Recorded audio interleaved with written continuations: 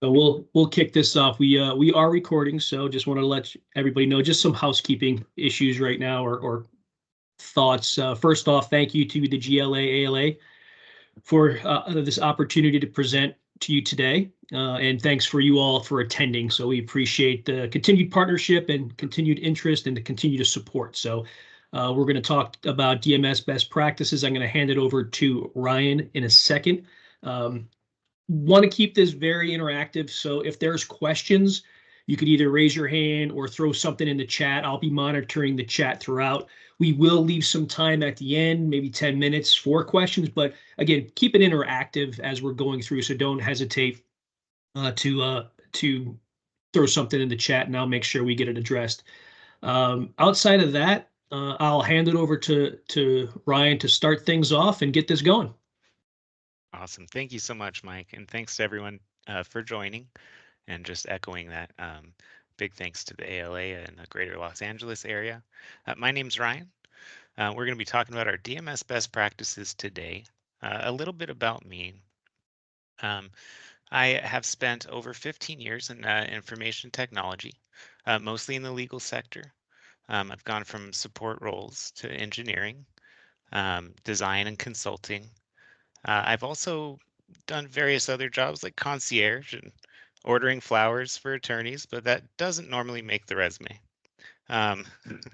Either way, in recent years, I've been focused on migrating document management systems from on-premise up into cloud systems, including iManage and NetDocuments, from on-prem versions to file shares to legacy systems like WorldDocs.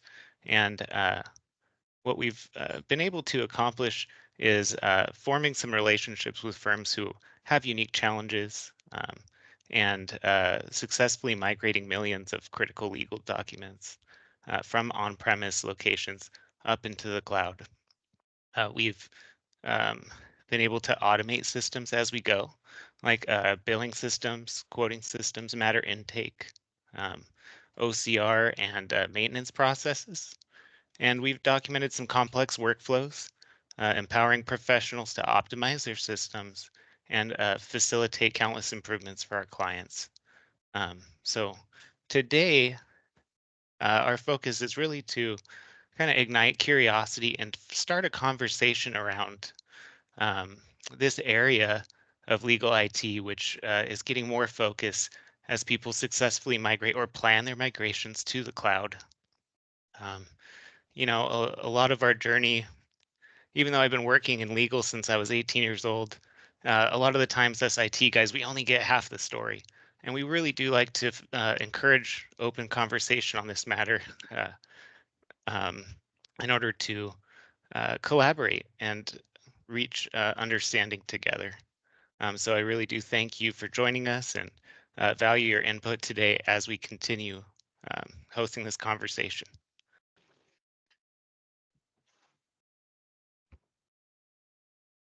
With that being said, we're going to jump right in with matter centricity. So this is a term that got coined really decades ago, but it still lies true today. It really forms the foundation for the way these systems are organized and the way that attorneys still work and legal staff still work within those systems today. And what I found is this term matter centricity has some confusion around it. So I like to start just by rolling back and talking a little bit about how it came about. And when I first joined the legal field, I was at a statewide law office, and we had filing cabinets, just tons, literal tons of them, these steel monoliths that were on every corner in every hallway, and they were all filled with these rust-colored accordion folders that we colloquially called Redwells at the time. And each Redwell held these manila folders. They were all labeled with the client initials or a funny number that maybe we didn't understand at the time. And they held everything from letters to pleadings, agreements in them. And they had maybe other numbers corresponding to discoveries in a room full of banker boxes. And that whole system of organizing is what carried over to a document management system. And the reason why is if a system is going to work for you, it has to mirror your professional focus, right? We didn't want to introduce an item that was new and confusing and had people struggle to use it. Really, a successfully designed system is going to be intuitive. And so one of the ways that we're able to design an intuitive system is by taking what you have in the physical world and moving it into a digital platform. So today, this logic's kind of condensed into the digital space. In iManage, you call it a library. Uh, in NetDocuments, they call it a cabinet. And IT won't stop calling it a database. For all intents and purposes, you can really think of it as that big filing cabinet, just in a digital version of that. Um, and those red wells, they're generally called the workspace. They're supposed to be tied to a specific matter case, and it's really to simplify the access, to keep everything organized, and to facilitate good searches, finding those documents easily, which we'll get into a little bit more in our next slides. So using that system, it works best, or designing that system, I feel it works best to keep this tied to those physical counterparts, so that we can follow the real world logic and conceptualize it a bit better.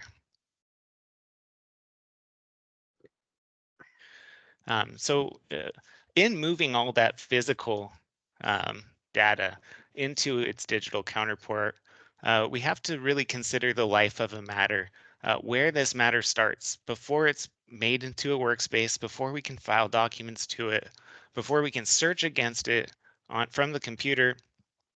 We're going to start with the intake process. And that looks a little bit different, but I find from firm to firm, the core concepts really remain the same. Um, one thing I like to point out is that the intake process is usually the client's first interaction with the firm, and in some cases, it's the attorney's partner's first interaction with all the departments working together when they're onboarding. Let's just say if you bring in a partner from outside, they're going to have a lot of client transfer letters that we're going to have to look through and to import and to handle the best we can. So it's important that we get this process down on paper, that it's repeatable, and that we automate as much as we can while staying efficient. And why is automation important? Well, I'm going to share a couple anecdotes with you in order to go into that a little bit different, so we get some real world conversation going around it. But one of the main highlights on what automation can do for you is that it can reduce duplicate entries. And duplicate entries can be a real stumbling block, I want to say, when you're finding a matter, when you're searching by name. If there's more than one, each professional assigned to that case is going to have to pick one in order to save a document or a file. And that can get really confusing if we're going through workspaces trying to find an agreement and it's spread across a couple different matters. Another item is data entry mistakes.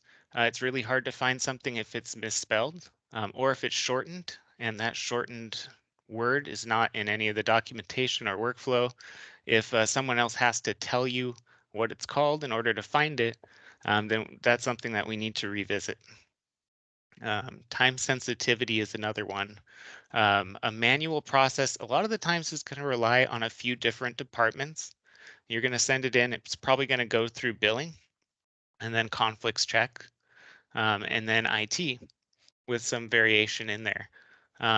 That process still needs to happen in some ways, but by automating it, you can reduce the amount of time it takes from one team to the next, and you don't have to increase, I think, frustration amongst the requester when they're asking for something because you know, they've got to get started on this case, and they want to make a good impression to their client as well. So it's really an opportunity for us all to put our best foot forward. And in order to facilitate that, I find that simplifying that intake process and automating it is one of the best things that we can do in order to set that matter up for success. Some of the items that I like to bring up in conversations on how to simplify this or how to set up automation is to find out how concise we can get. We want to reduce the amount of choice paralysis. We want to make sure that our matters are named and efficiently and distinctly. We want to make sure that the client name is consistent, that the matter name or number is consistent. And that way, let's say every general matter is tagged with 000. If you're an associate and you're new and you're given a list of clients and told to go to their general matter, it really helps if you're able to just type in 000 and move to the next one. When you're looking for a template or an existing work product, you know, in order to accomplish your task, just for example. If we are working in billing and we receive a new client, they could know automatically to use that same general code.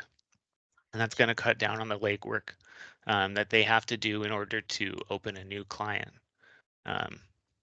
Another thing is that when you expand and when you start bringing on new systems or additional systems that are supposed to make everyone's life easier, it doesn't really help if you have to search for that matter in a different way than you do for the other system. So if you're looking in a document management system and you want the general matter, you know, you type 000, but you're looking for the forms, or you're going to Coyote, for example, and you need to do your time entry, and it's not 000 there, it's 100001 or something.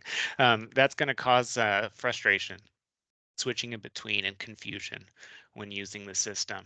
So wherever possible, we do like to line those numbers up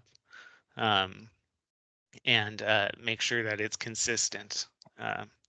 As you expand your firm and you're starting to look at conflicts check and creating ethical walls and implementing these systems, it's going to be a lot easier if you have that groundwork set up first.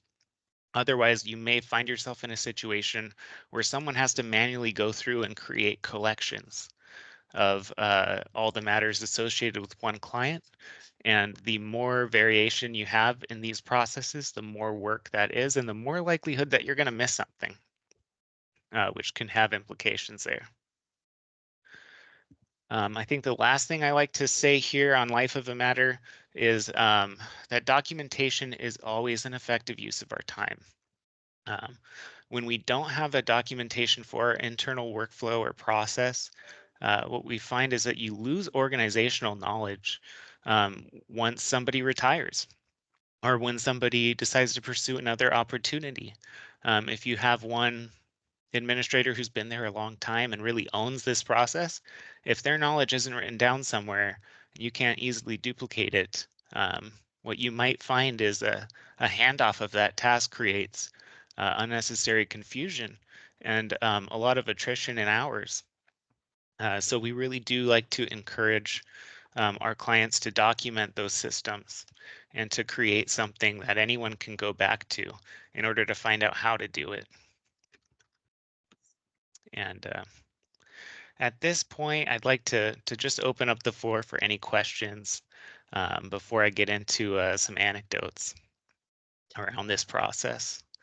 If you have anything you'd like to share on your intake process or any confusion around it, we'd love to hear about it and see if we can all put our collective minds together, either commiserate or talk about how we've seen it fixed. Don't be shy. Speak up. For those that join a little bit later and may have missed it, feel free to any questions, any comments, any thoughts. you could either raise your hand or throw them into the chat, and I'll be monitoring it so we could interrupt and have Ryan take a break for anything that anybody wants to say. So just to keep that in mind. But if anybody doesn't have any questions at this point, I think you can keep moving forward, Ryan. Awesome. I mean, oh, go ahead. Yeah, no, I don't have a question. I just have a comment. And this is all really great framework. And I worked a little bit in the records consulting arena before I went back to working in a law firm. I think one of the things that's really important to watch out for as you're really trying to keep your information organized is that pay really close attention to what people might be doing outside of your DMS system. If you hear that people are keeping Excel spreadsheets and keeping track of things in odd ways like that, and that could really impact productivity. But have someone delve into that and look at that very carefully, because the very likelihood is whatever they're doing in Excel can probably be accomplished in your DMS. Absolutely. And thank you for bringing that up, because Yeah. there's nothing I'd imagine more frustrating than looking for this document for an hour and finding out that someone has to email it to you, and wasting another 3 hours Yeah. trying to get it. So absolutely. And that is one of the dangers that I've included later in our conversation, because it is so common, and I find that if you've had that issue, you're not alone. Yeah. Another thing is, like, when you enter manually, what we see a lot of is field blindness occurring. So the person who enters this, they may be used to skipping a certain field after a while, like the practice area or the case description, and they all just get assigned the default.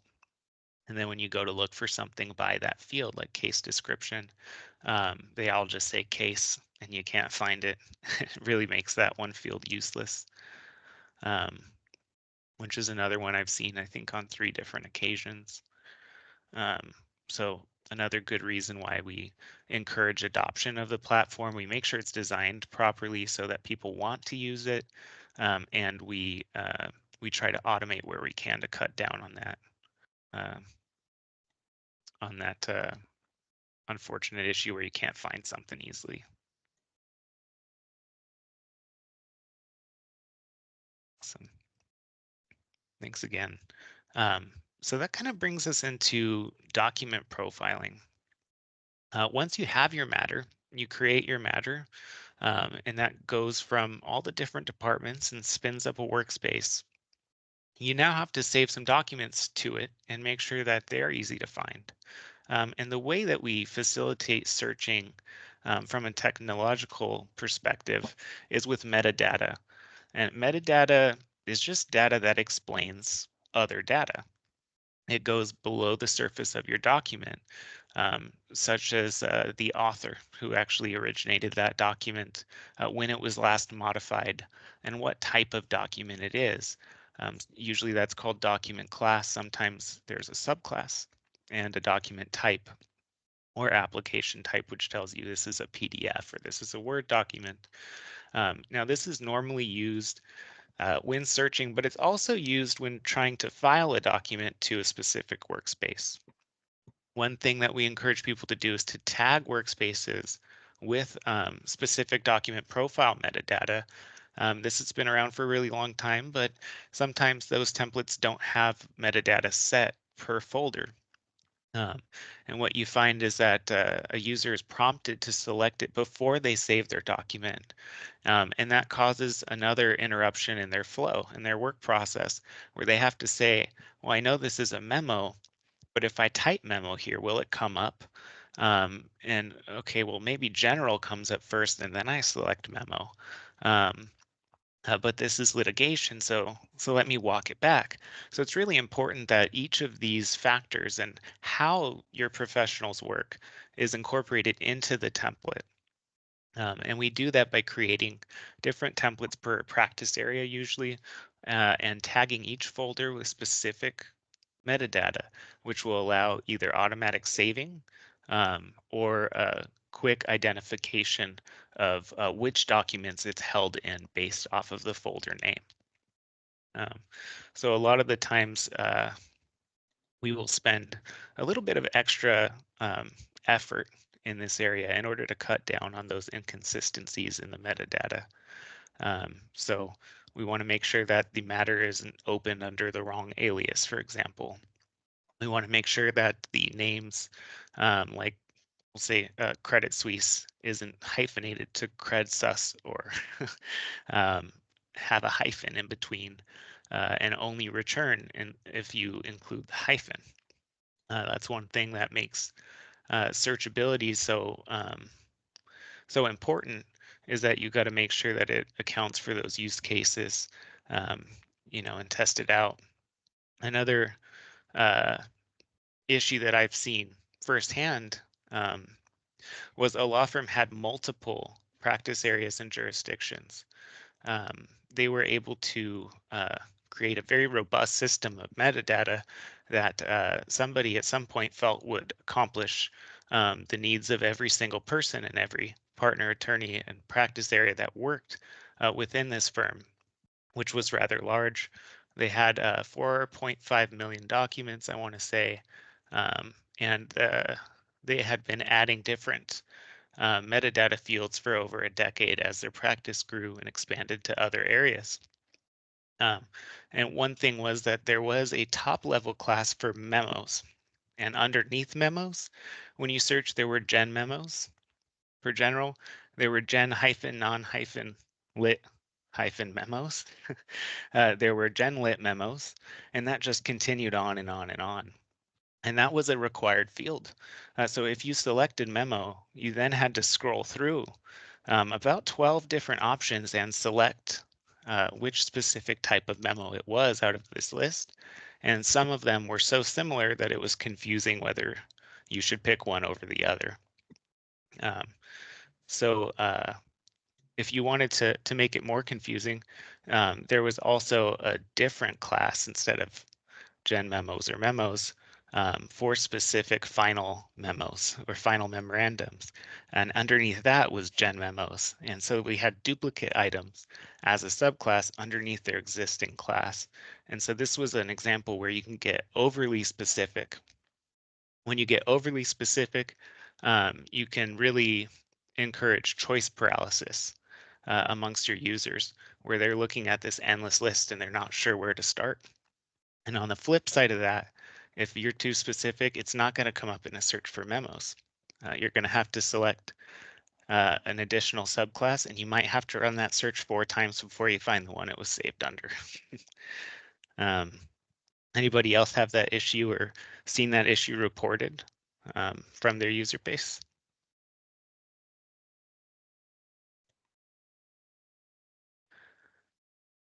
No. Well, I luckily overly specific hasn't been too much of an issue, I think, for most of my clients I've worked with. But when you come across it, or when you're designing a new system, it's something that can introduce risk of making it less usable. Oh, I'm sorry. I think, Lori, I couldn't hear you there if you were talking. Oh, no, sorry. Okay. So with that being said, we already covered a little bit about how it goes wrong. Another item that can introduce some risk is a disorganized container. So if you are also too general with your class and everything is saved under agreement, you might get tens of thousands of items returned for agreement and have to filter down a little bit.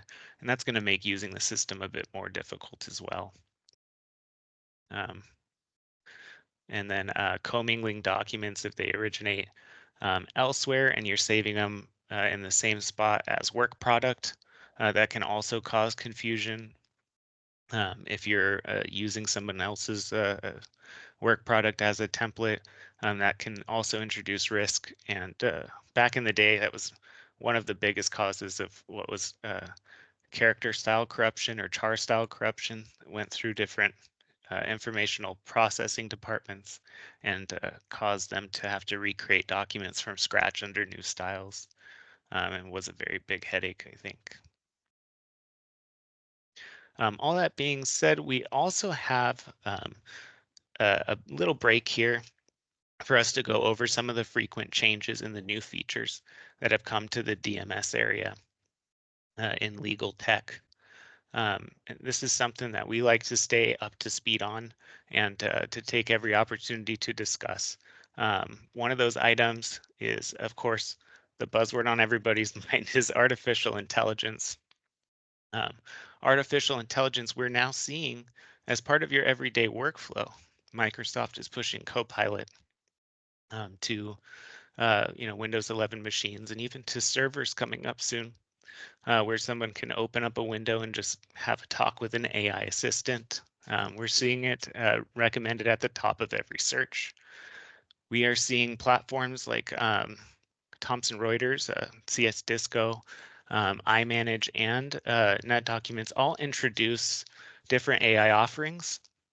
And it's really starting to dominate legal tech, specifically with things like Celeste, which will go through and automatically tag documents and review. A couple of the considerations that we have when looking to implement artificial intelligence, I think, is the practical guidance for the use of generative artificial intelligence in the practice of law. That was the California Bar, who released that on November 16th, 2023, sorry. And they lay out things like the duty of confidentiality and how that really corresponds to AI usage specifically, where it's really important to reach out to a technical expert to get them to analyze the system that you're using in order to make sure it's secure. And if it's not secure and it's open access, you have a duty to anonymize, to remove any identifying information from that before using an AI solution.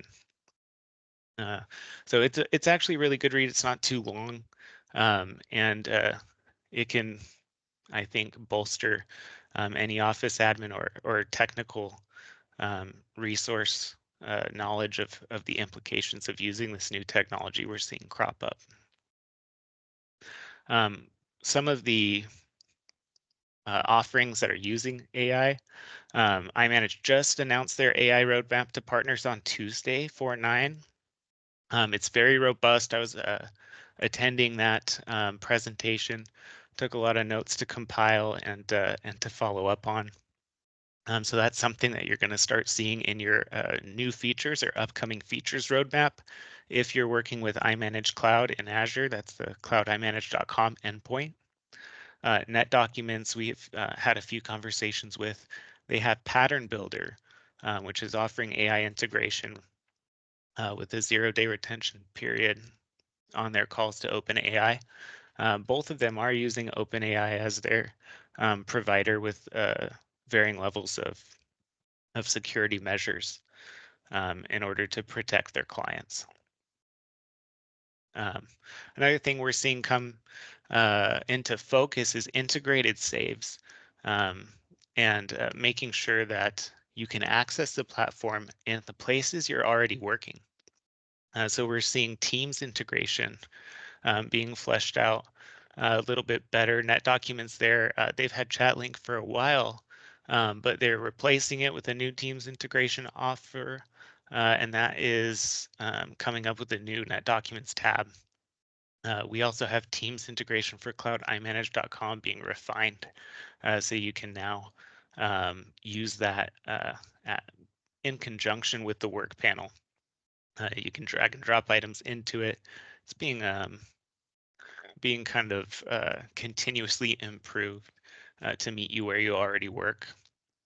I'm seeing a really big emphasis on serverless automation and workflows. So reducing that infrastructure that a law firm has to maintain and update and license. Sorting, filtering, and viewing enhancements. It's just making sure that people have other options for refining those searches in order to cut out things that are maybe superfluous, and maybe you want to find something that was done last week or only specific to a client. You're starting to see more options come down to help you do that. And automatic propagation of metadata and security. I think this is the neatest new feature that I'm seeing once you get through the AI hype, is that it's something that we've wanted for a really long time. Bulk security inheritance at a folder level in iManage has shown up on the roadmap and is in the preview for new features. So now you can actually update the security of a folder, and you get prompted by the system to update all the documents within. This is something you could do in DeskSite back in 9.6, 9.8, and it got kind of removed with migration to cloud in the newer systems in Work 10, just based on how it was organized. Now they're introducing it back, and I think it's better than ever. So this is just some of the new things that we're seeing. The trends continue on with usability and using AI securely and responsibly. Any questions, comments, concerns, or your own stories about any of these new features?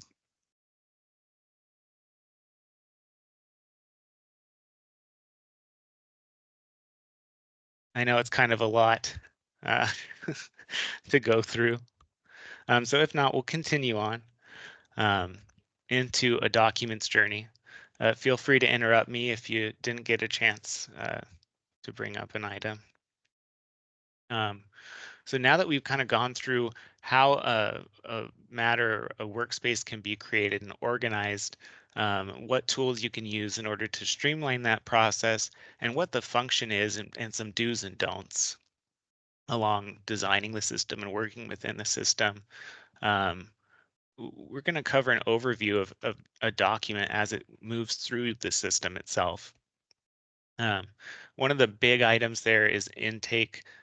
So again, we covered Matter opening and that intake process. If we don't have that streamlined and according to best practice and repeatable, what we do find is that documents start being saved outside the DMS. Maybe there's a network share or a home folder or just a local laptop. Either way, that can introduce an opportunity to duplicate data, to create edit confusion, and to introduce disorder in your versioning system, so that people are confused at which one was versioned first because they might be saved at different times. Obviously, you cannot search for a document that's saved outside the DMS from the DMS. And then technical limitations. So maybe if it's saved to a file share, you can't open it unless you're on VPN, for example, or you remote into Citrix or remote desktop server. Once we actually get through intake and it's available for people, the faster that happens, the quicker someone can save to the DMS. If you don't have profiling set up on your templates, if it's not automatically filled, and if it's not required, you're going to be missing out on limited search capabilities. That means that searching for a memorandum, it may not flag unless it's in the name of the document itself. If you're looking for a memorandum and somebody named it with shorthand MEM, that was used at maybe the firm they worked at prior, but not used at your firm, it's not going to return by that search. You're going to have to try more and more methods to recall that document. And that's going to increase the amount of time wasted and the amount of frustration, which then results in lower adoption. So we really want to emphasize the importance of profiling, setting up templates, selecting metadata, and organizing that matter with high visibility in mind. One of the things that I found when working with a law firm was it got too complex with a new class for general notes, a different class for general litigation notes, a class for general non-litigation notes. And it really emphasized to me when working on that system, trying to find and refile these items that were not saved in a folder. They were saved in flat space.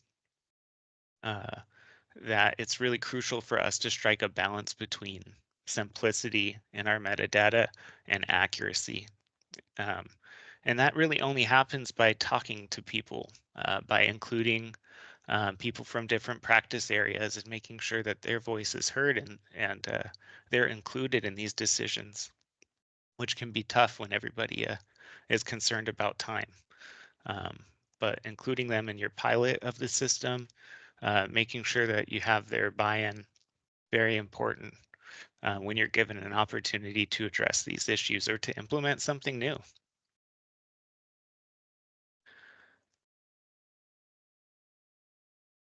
To the point made earlier, there are some dangers when using file shares, and not just having to email that document or request it from other people and having that time, but also it might get saved into the DMS at some point, but be an outdated version of that document, or somebody's editing that data based off of a copy in their inbox. And they close it without saving and lose all of that work.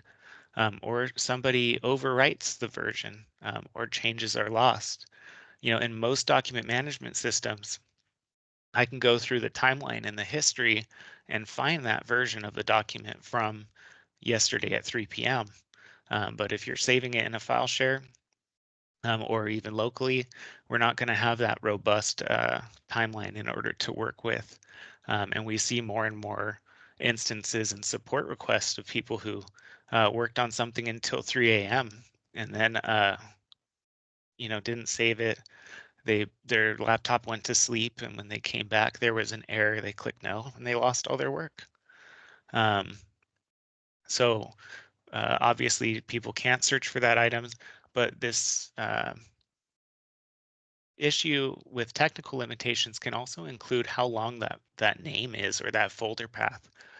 Most systems in Windows have a character limit of about 250, 256, where after a certain time, you're not able to open a document in a folder if those names are too long.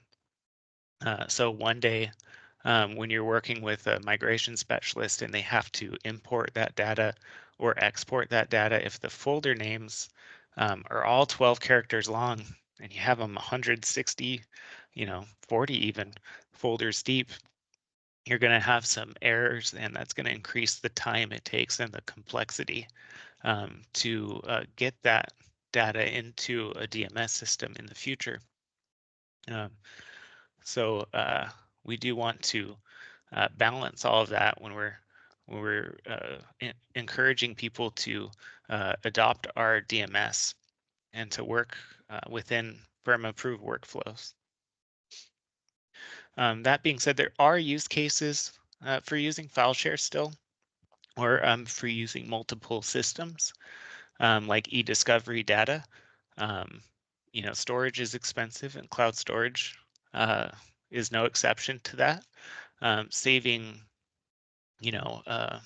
600 gigs to a terabyte of data from a huge production where you were provided multiple hard disks, and putting that all in your DMS might not be the most cost-effective way to work within that data. Sometimes you have data that isn't related to a case, but nonetheless needs to be worked on and collaborated with. Maybe you don't want to add that into your billing software, and or you want to use a general template or have that under the umbrella of the firm. And maybe you don't have ACL set up or groups, which are access control lists for different permissions. So you have that only in one specific drive where only 3 administrative professionals have access to it. I see that kind of a lot where They don't want that information in the DMS, and that's okay. Not necessarily needed from a technical perspective anymore, but we'll meet you where you live. Another item is unsupported file types. So while you can save most of these to a DMS system, you cannot open them or edit them or get those features. You can only download them, and that's things like videos. They don't have a video player inside of iManage or Net Documents. Not a very good one, or not a native one. Computer-assisted drawings, so CAD files, if your client is an architect, and these are not exported to PDF, they're the actual produced drawings. You're not going to be able to work with them in the DMS effectively. And the list kind of goes on and on. Exported web page archives. These are all items that you may actually have to save outside of a DMS.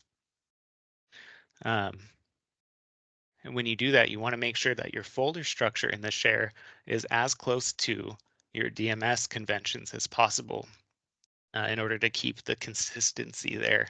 So if you are using a client matter system where each client has a unique number and each matter has a number associated with it, try to maintain that logic in your file shares.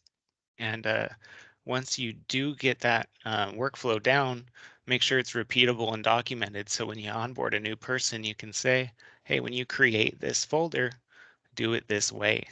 Or better yet, work with IT to lock it down and have one person and a backup who is responsible for owning that. And set SLAs. When you get this, we expect it to be done in 4 hours. If you can't make it, let us know.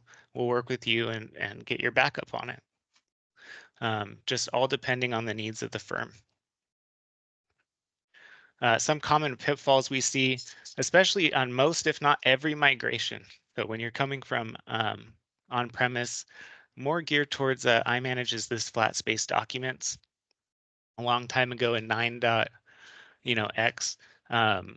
it was not needed to create a workspace before you save the document. You could save the document in flat space. And even in 10, that was an optional feature where IT could decide whether or not to prevent flat space filing. When you move to the cloud, it is prevented by default and you cannot change that. So any document on your on-premise system that exists outside of a workspace or outside of a folder needs to be filed before you can migrate it to the cloud. Another big thing that we see is special characters. So let's just say a legal assistant is saving a new document and they copy and paste the description of the client name from inside that document, and they end up grabbing an EM dash or a curly quote or a tab that's used to space it out properly. That's considered a special character, and most databases on the back end are not going to know what to do with that. When I look at it in a system planning a migration, it's going to show me a question mark or a big square box. And when we try to push that up to the cloud, it's going to fail and say that it's not recognized and throw back an error. So before every migration, we find all those special and unsupported characters. We make a list of them and we come up with a plan with the client. Do you want us to delete this one? Do you want us to replace it with a space? And if you tell us to choose, we'll do what we feel best works with the special character that we found. So tabs will be replaced with a space. EM dash, a hyphen, etc. Sometimes we find that documents are tagged improperly. I've seen this a lot with kind of legacy Arbro, like workspace import, or Prosperware desktop export import, or some really savvy DBA who wrote a script and maybe misplaced a comma in the script. And what ends up happening is a document will come in and the metadata field that says the type of document will have the client name in there, or some other unsupportive use case. When you go to migrate that data to your cloud platform, if it's not in your metadata table, whether NetDocs or iManage, you're going to have a list of profile information that gives you a range to choose from. And if that doesn't line up to anything that exists, it's going to fail as well. So you're going to have to either decide alongside your SME, your subject matter expert, which way to fix the issue you're going to go with. Are you going to create that missing data, or are you going to replace it with something relevant? In every single migration I'm on, we see 0 kilobyte files, documents that saved up to the system, but the file didn't import. So there's actually no data in them. So a migration expert might come to you and say, hey, these files, this list of 400 files, they don't actually exist. They're there, but no one can open them today. That's not going to get fixed by a migration. So it's something that we have to plan for. And if any of those documents are vital and they're not found in the DMS and you want them in there, you're going to want to locate them on a file share and bring them up. Normally, they're really old documents. They're duplicate. Very rare that they're actually needed. And then lastly, leading zeros. I think I was on a net documents, SharePoint to net documents. The firm went from Clio on the back end to SharePoint. And when they did that, they wanted to set up automation for their workspace opening. And we set up a server and D-Link in between. And what ended up happening was Clio put a bunch of random numbers, Clio hyphen, and a bunch of numbers on there. And then the workspace name itself. Part of the firm's internal process was to open it with the client and matter number to start the name of the workspace there. And what we found was some people dropped the leading zeros and some people included them. And apparently it was because they were working off of an Excel spreadsheet and Excel hid the leading zeros for one format and showed them for the other. And it added a few hours of time between us and the product champion to sort out at the end of the day. So that's another use case where consistency is really, really key. And things that I feel like will prepare you when you're talking about implementing these new systems, but you're not sure of the challenges that a migration engineer might have with your data. Let's see, looks like we've got about 9 minutes in our meeting here. I do want to make sure that everybody has a chance to provide input.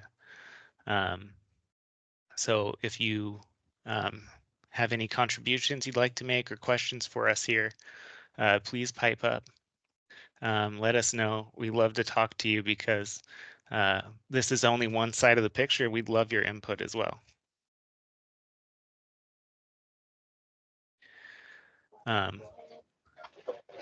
Awesome, Anna. I just wanted to say thank you very much for this information. I think it was a little bit above what we do, but it's good to know all these things are happening. So thank you so much. Oh, you're very welcome. Thank you for that feedback. I really do appreciate that.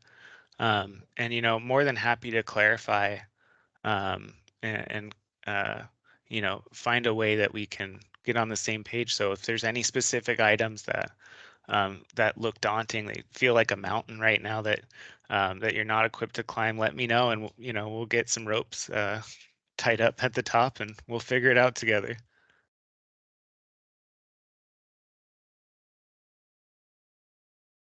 Anybody else have any questions or thoughts?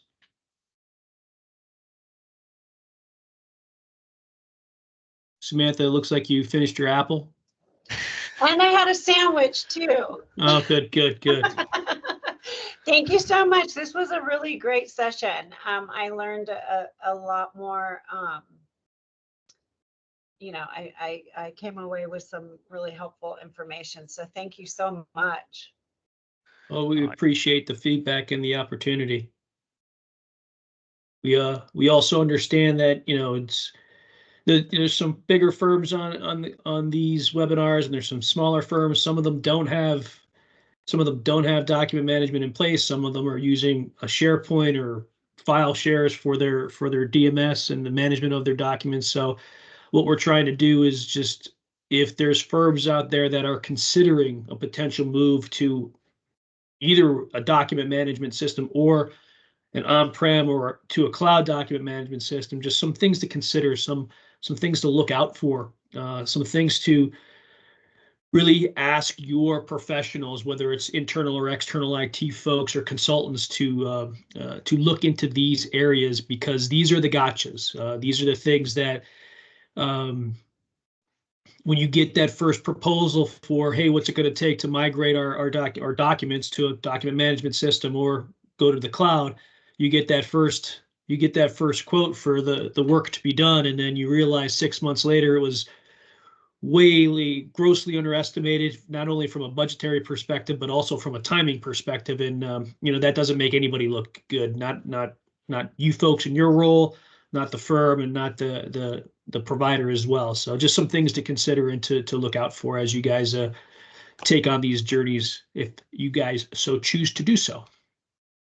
Yeah, this is Lori again, to tag off of that. Even if you don't have a document management system, all of the tips on how you organize a document management system, you should be using in the drives where you are keeping your information. Because that's going to help you, because if you go to a document management system and the naming and the buckets are all consistent from Matter to Matter, it's going to make that transition of information into a document management system 100 times easier. And the use of I've worked at a firm where we did the transition while I was there, but they were on a network drive and just it's super organized, and it could work. It's not ideal, but use these same tips for a document management system if you're not on one. Great feedback. Thanks, Lori. Yeah, thank you. That's it's great. Yeah, and it is still a valid use case. I agree with you. It's not it's not as useful, and you don't get that audit, you don't get those features that are coming. But if you are organizing it this way, that transition becomes easier, faster, and less expensive. Excellent. Anybody else have any thoughts or comments before we kind of tie a bow on this? Just again, some housekeeping thoughts. I greatly appreciate not only GLA, ALA, but everybody that attended, and the participation. Thank you so much. This was recorded, so I will share this out once we get it all fully baked. And if there's any questions, you could certainly reach out to us, or any thoughts, certainly reach out to us. We are happy to chat, as Ryan said, and he's very thorough, as you could tell from his presentation. So again, thank you for your time. We'll get you guys going here a couple minutes early, unless there's any other thoughts or feedback. Terrific. Well, did anybody somebody gonna say something? No. No, this is wonderful. Thank you so much for enlightening. All right, great. Thanks Thank for you. the feedback, Ken. Thanks, everybody. You guys go have a great rest of your day and a great rest of your work, and I'll get this out to you within the next couple days. Great, thank you. Thanks, you, guys. everybody. Awesome. Have a Thanks great so one. much for your Thank you. time. Thank Thank you. you. Bye. Thanks. Bye-bye. Bye-bye.